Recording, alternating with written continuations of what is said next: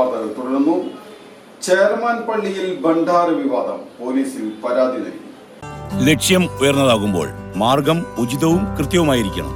Malabar entrance coaching centre. Kodungallur Cheraman Juma മസ്ജിദിലെ ഭണ്ഡാരം പൊളിച്ചെന്നാരോപിച്ച് മുൻ സെക്രട്ടറി കയ്യൂമാണ് പോലീസിൽ പരാതി നൽകിയത്.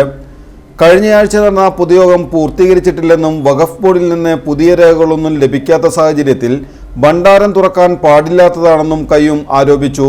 ഇതിനെ തുടർന്നാണ് കൊടുങ്ങല്ലൂർ പോലീസിൽ പരാതി നൽകിയത്. പോലീസ് കേസ് രജിസ്റ്റർ ചെയ്ത് FIR ഇട്ടതായും കയ്യൂം പറഞ്ഞു. അതേസമയം നിലവിലെ കമ്മിറ്റിയാണ് ഭണ്ഡാരം തുറന്നതെന്നും ഭണ്ഡാരം നിറഞ്ഞതുകൊണ്ട് വീഡിയോ ചിത്രീകരിച്ചാണ് പണം എണ്ണിയതെന്നും നിലവിലെ പ്രസിഡന്റ് റഫീഖ് പറഞ്ഞു.